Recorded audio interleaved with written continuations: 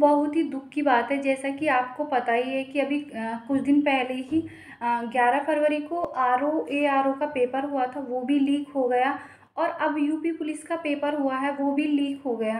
तो दोस्तों, ऐसी क्या हमारे कानून में व्यवस्था बनी हुई है कि जब देखो पेपर लीक ही होता रहता है। हमारी जो प्रशासनिक व्यवस्था है वो किस प्रकार की है, हमारा शासन प्रशासन, हमारे जो नेता हैं ये मतलब कैसी व्यवस्था चला रहे हैं, ये सब गरीब लोगों के साथ ही क्यों होता है। सबको पता है कि जो यूपी पुलिस हुई या फिर आर्मी वाली जॉब हुई, कौन एग्ज़ाम देता है? जो गरीब बच्चे होते हैं, मिडिल क्लास फैमिलीज़ होती हैं, उन्हीं के बच्चे इसमें एग्ज़ाम को देते हैं।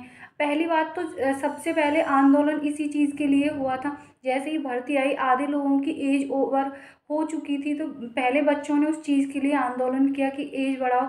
जैसे तैसे तो एज को बढ़ाया गया, और फिर इतनी जल्दी मचाई गई चुनाव की वजह से कि जो एग्ज़ाम है उसको 2 महीने के अंतर्गत ही कंडक्ट करा लिया गया।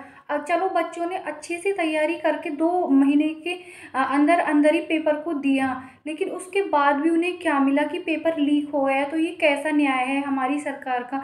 जब देखो वो अपने ही हित में लगे रहते हैं। चुनाव आने वाले थे इसलिए वैकेंसी को निकाला, और वैकेंसी को 2 महीने के अंदर अंदर उसमें एग्ज़ाम करा दिया।